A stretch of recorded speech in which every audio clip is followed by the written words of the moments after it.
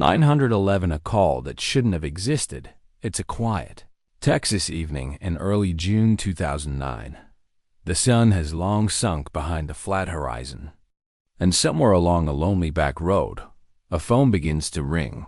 Not just any call, but the kind that pulls a dispatcher's heart into their throat before they even understand why. The woman on the line doesn't say her name. Her voice trembles but doesn't break. She says she's walking around an abandoned house, that there's blood, that one child is already gone, and another is begging to be saved. She sounds strangely calm, too calm. That's what the dispatcher will later remember. How this mother spoke of life and death, with the tone of someone describing the weather. What do you do when the person calling for help is the one who caused the tragedy? This story isn't about an accident or a stranger's crime. It's about a mother, Debra Geeter, who crossed the unthinkable line between love and destruction. But as with most nightmares that come true, it didn't start with evil. It started with despair, confusion, and the kind of quiet pain that festers when the world stops listening. This 911 call shattered a dispatcher's sense of normalcy, and it forced an entire community to question how a woman who was supposed to be healing could instead become the source of such horror. But to understand that call to grasp, our mother's voice could sound both human and monstrous. You have to step back into Debra's life before that night. Back to a home filled with ordinary dreams. A nursing student mother, a car dealer father, two daughters who rode bikes and read books and fought over hairbrushes. It looked like every family in small-town Texas until you opened the door and heard the shouting. Until the walls started to crack under the weight of something darker. Because before a scream ever echoed through that abandoned house, there were smaller cries that no one heard. Sometimes tragedies don't appear out of nowhere. They grow, piece by piece, as people look away. And sometimes, 911 call is not just a plea for help. It's a confession of everything society failed to prevent. The family that looked perfect from the outside, before that 911 call ever existed. Before Texas newspapers printed her name beside the word monster. Debra Geeter was just another mom in Hillsboro, a modest town halfway between Waco and Dallas, where neighbors still waved from their porches, and Friday night football was the heartbeat of the week. She had a kind smile, soft brown hair, the kind of face that looked trustworthy in a church photo. She was studying nursing, chasing a future where she could care for others, heal wounds, save lives. Her husband, Lee, was a local car dealer. People said they looked like the kind of couple who'd host barbecue Sundays and brag about their daughters. Those daughters, Kelsey and Kirsten, were inseparable. They rode bikes down the same cracked sidewalks their parents once did, raced through fields, and came home covered in dust and laughter. Kelsey, the younger one, had bright red hair and loved books so much she'd walk down the hallway with her nose still buried in a novel, dodging lockers without looking up. Kirsten was more grounded, the protector, the big sister who'd roll her eyes at Kelsey's clumsiness and then make sure she didn't trip anyway. From a distance, it was a picture-perfect life. But step closer, and you'd hear it, the tension humming underneath every word. The arguments that leaked through the walls when the windows were closed. Hillsboro wasn't the kind of place where people talked openly about mental health, or about the way love can curdle into resentment when two people lose themselves inside a marriage. So when Debra started to unravel, it didn't look like madness at first. It looked like exhaustion. Sleepless nights. Silence at dinner. Long stares into nothing. People thought she was just tired from school, from motherhood, from being a woman trying to hold everything together. But cracks don't heal on their own. They widen. And inside the Geeter home, those cracks became fault lines. There were police calls, whispered allegations, moments the neighbors pretended not to hear. Lee and Debra fought loudly, bitterly, relentlessly. The kind of fights that made kids hide in their rooms and cover their ears, the kind that made the neighbors turn up their TVs. By 2009, love had turned to fear. Debra's mind had become a storm she couldn't control. Yet to the outside world, she was still smiling in school photos and telling her teachers she was proud to be a student like her daughter. That's the strange thing about tragedy. It can wear a perfectly normal face right, up until the moment it doesn't. And that moment, for Debra, was coming fast. 15 days from the edge of madness. The human mind doesn't break in a single night. It fractures slowly, silently, until one day it just gives way. For Debra Geeter, that moment came in late May 2009. Her marriage was collapsing. Her self-worth was slipping through her fingers. And the life she had built, the one that once looked steady and ordinary, was turning into a storm she couldn't calm. In those final days before everything unraveled, Debra tried to end her life. She didn't do it quietly. It happened inside her own home, with her daughters watching. Imagine that. Two little girls standing in the doorway, realizing that the person who's supposed to protect them is trying to disappear right in front of them. That kind of trauma doesn't just fade. It brands itself into your memory.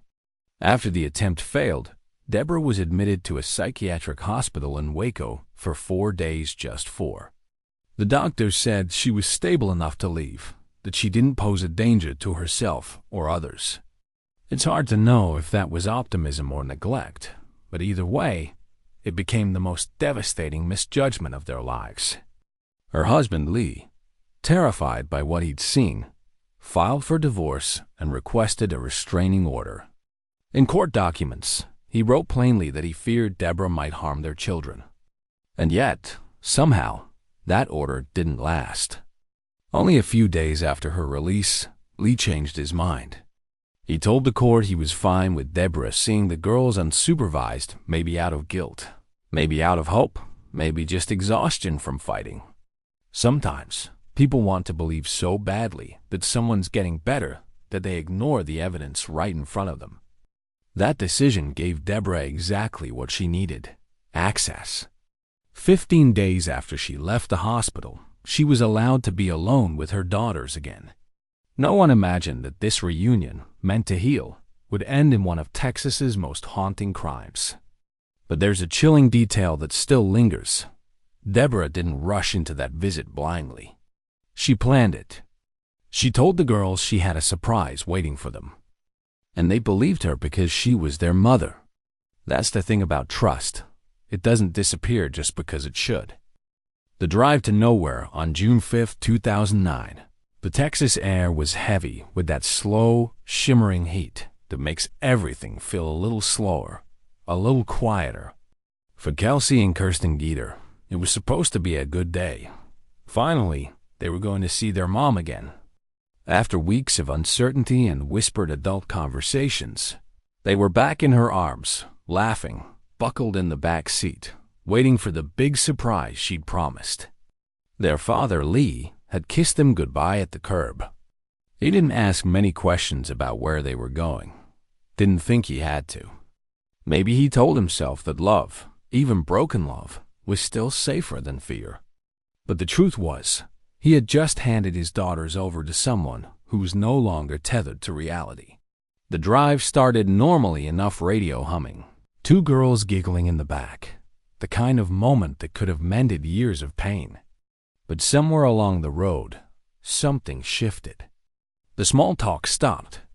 The laughter faded. Debra began taking turns that didn't make sense, drifting off the main road into forgotten rural stretches where houses stood empty and trees leaned too close to the asphalt. Every so often, she'd slow the car down, staring at the boarded-up homes as if she were searching for one in particular. To the girls, it must have felt like a detour for fun, an adventure. But what they didn't know was that their mother had already chosen one of those houses. She had decided that this would be the place where everything ended. It's chilling to think how mundane the start of tragedy can look. A family car gliding down a back road, a promise of a surprise, the sound of gravel crunching under tires.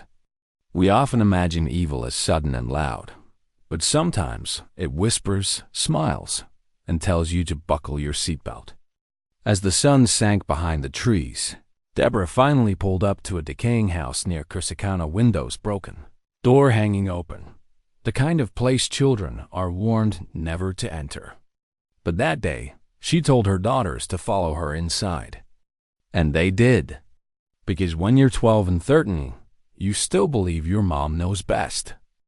The house that swallowed the light when the car stopped, the world around them fell silent. No neighbors, no highway noise, just the buzz of cicadas and the crunch of footsteps on broken glass. The abandoned house stood like a skeleton stripped wallpaper, sagging beams, the ghost of what used to be a home. Debra led her daughters inside as though this ruin held their surprise. She told them to wait in the bathroom, her voice gentle but firm, the way mothers sound when they mean business. Many of the girls giggled nervously, thinking this was part of some weird joke or game. But when the door closed, laughter stopped. Because that's when Debra turned on them. No one knows what final thought passed through her mind in that moment. If she believed she was saving them from pain, or if she was too far gone to tell right from wrong. What we do know is that she attacked first her older daughter, Kirsten, while the younger one, Kelsey, tried to run. Imagine the panic bare feet on cold tile, the echo of screams in an empty house. Two sisters realizing the person they feared most wasn't a stranger, but their own mother. Kirsten shouted at Kelsey to run, to get away. It's the kind of bravery that breaks your heart. The instinct to protect your sibling, even when you're facing death yourself. But Kelsey didn't get far. The house was a maze of locked doors and dead ends, and their mother was faster. Within minutes, the world went red and still. What happened next has been reconstructed only through the fragments that Kirsten survived to tell and what Debra later confessed on tape. It's hard to listen to, harder to accept. But understanding it means confronting the reality that evil doesn't always wear a mask. It sometimes wears the face of someone who once tucked you into bed. When the violence stopped, Debra stood in silence, surrounded by what she'd done. Then something inside her shifted.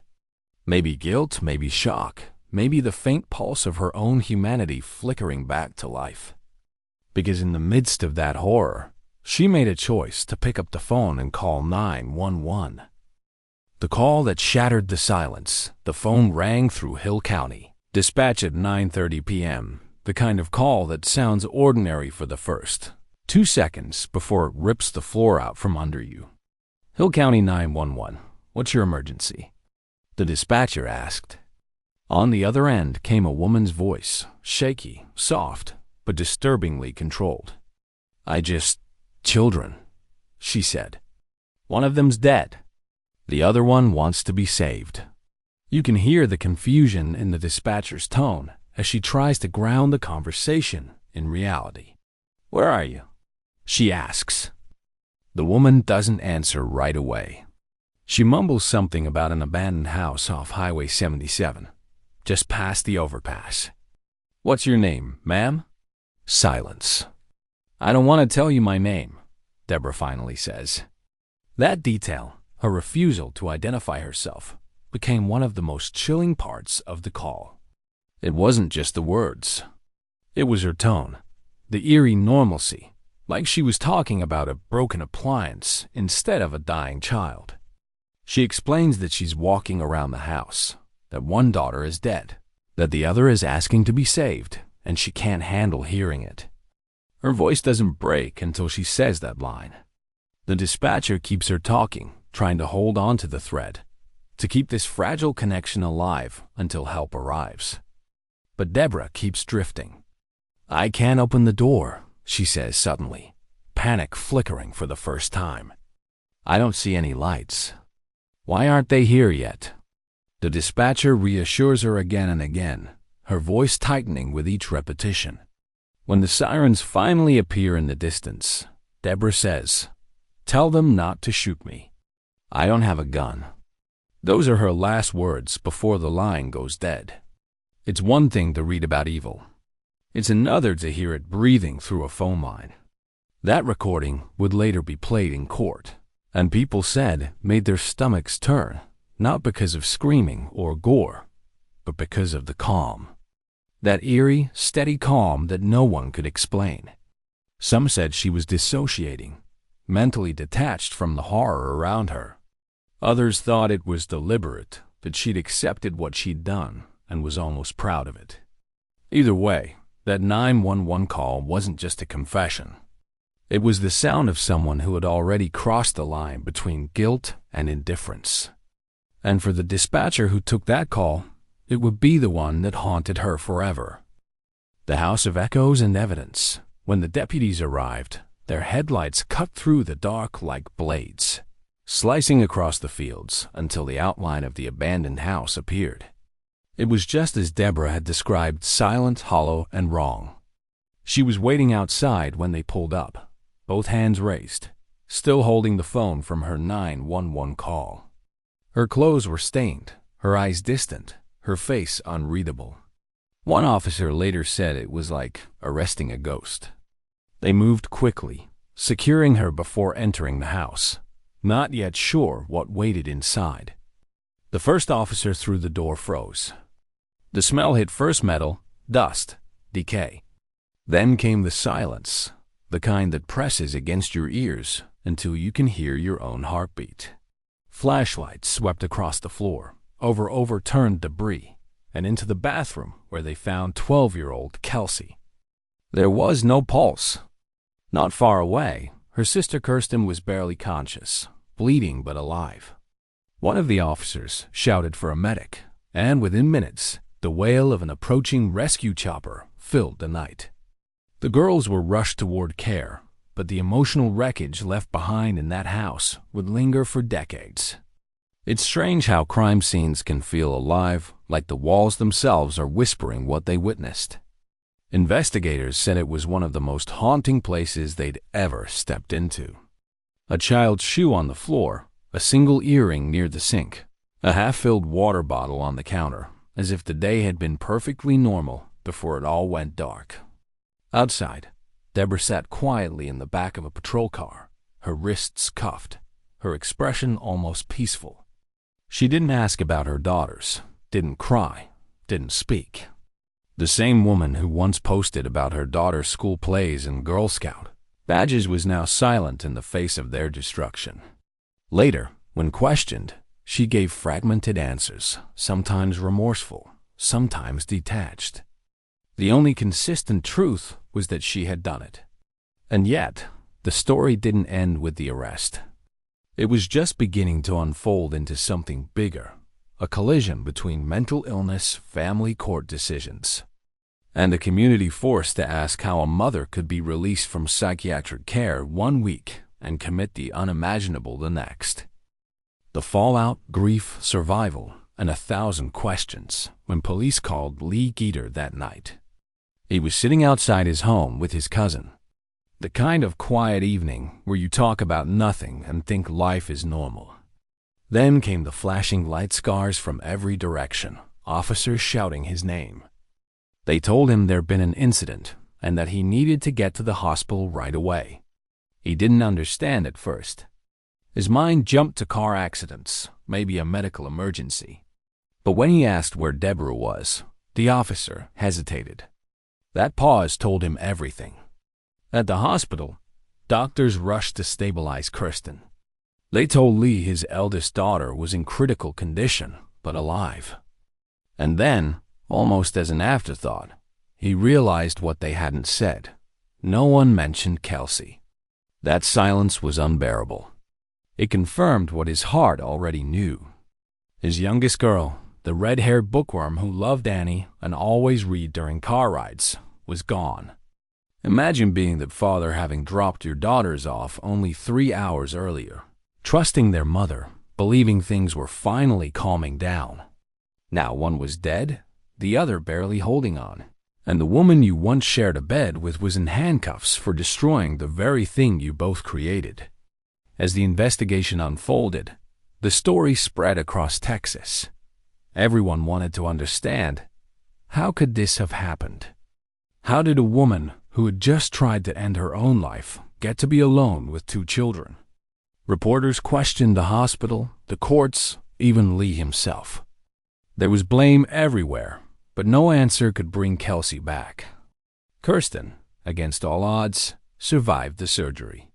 Doctors said she was lucky to be alive strong enough to fight through pain most adults couldn't endure. When she finally woke up, she asked for her sister. No one had the courage to tell her right away. The day they did, she went quiet. Not angry, not crying, just quiet, as if a part of her had been buried too. 10 days later, she walked out of the hospital and straight to Kelsey's funeral. Over 400 people gathered, friends, classmates, neighbors, strangers who'd read about her story and couldn't believe it. The inscription on Kelsey's gravestone read, "Fly, fly, little wing, to where only concrete angels sing, where you're tucked away up above. Just know you'll always have our love." There were no flowers from Debra, no mention of her name.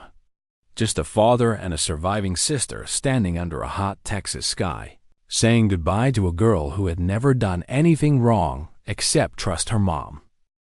The trial of a broken mind and a broken system. When Debra Geeter walked into court for the first time, the silence was suffocating. Reporters stopped whispering. Jurors avoided her eyes, and even the guards looked uneasy. She wasn't handcuffed to a monster. She was chained to a woman who once braided her daughter's hair, packed their lunches, and dreamed of becoming a nurse. That contrast disturbed people more than the crime itself. Evil, they realized, doesn't always look like a stranger. It can look like someone you once loved. Prosecutors charged her with 1 count of murder and 1 count of attempted murder. Her bail was set at $1.5 million, an unmistakable message that she would never walk free again. But the question that haunted everyone wasn't what she did. It was why. How does a mother cross that line? The courtroom became less about law and more about psychology. Was this mental illness or revenge? The defense pointed to her psychiatric history, those 4 days in the hospital, the suicide attempt, the spiraling depression that went untreated. They argued that she'd been released too soon, that she wasn't stable enough to distinguish reality from delusion. Her husband, Lee, didn't buy it. Sitting just a few feet away, he told reporters later that he believed it was anger, not illness, that she'd wanted to hurt him by taking away what he loved most. He claimed she told him in jail that she wanted to take away everyone's pain because she thought they were all suffering like her.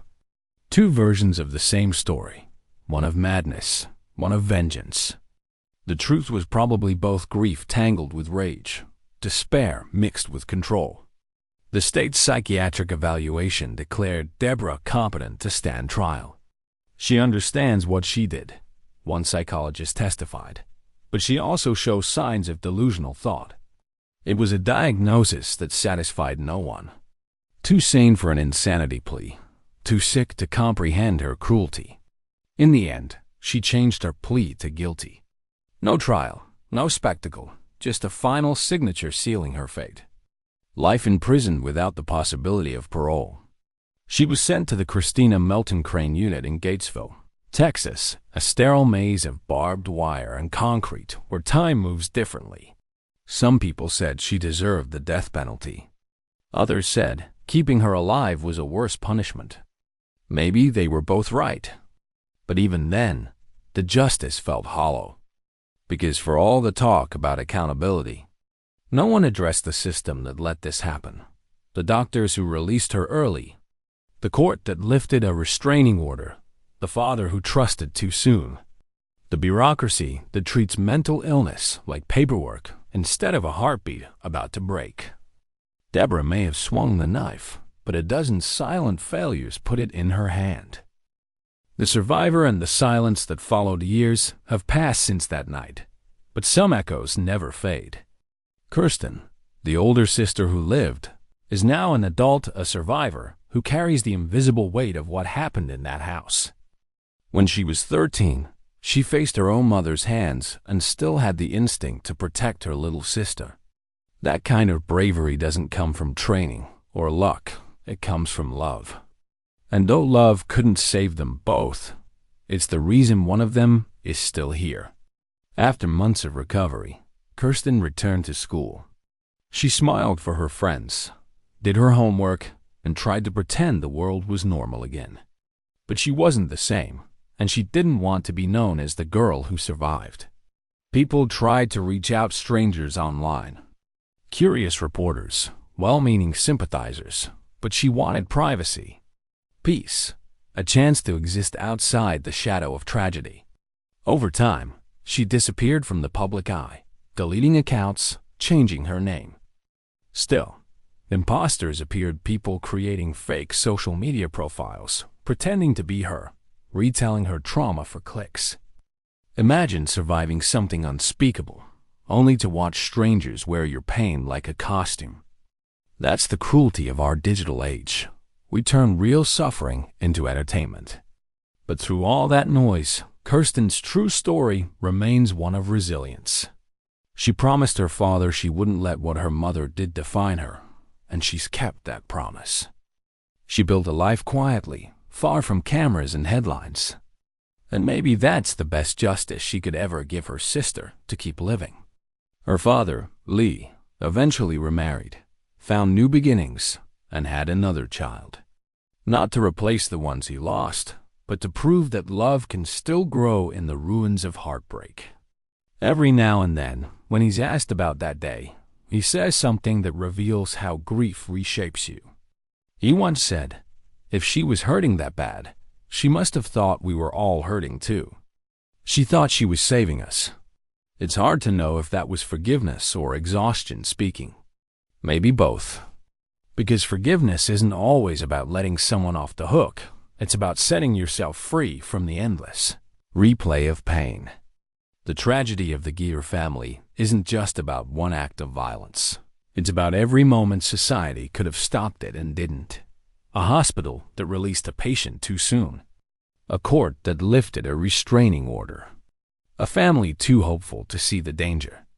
These weren't just mistakes. They were lessons written in blood. And yet, even in that darkness, one light survived. Kirsten's survival is proof that love can outlast even the worst betrayal. That strength can grow from places you never expect. The dispatcher who took that call said she still hears Debra's voice sometimes, calm and detached, echoing through her sleep. But maybe the sound we should all remember isn't Debra's, it's Kirsten's. The voice of a girl who refused to give up, who chose life when everything around her told her not to. Because if this story teaches us anything, it's that the line between despair and hope is paper thin. And on the other side of tragedy, sometimes the bravest thing you can do is keep living. Evil doesn't always roar, it whispers, hides behind love, and thrives when we ignore warning signs. But courage, too, often comes quietly in the strength to forgive, to rebuild, to outlive the past.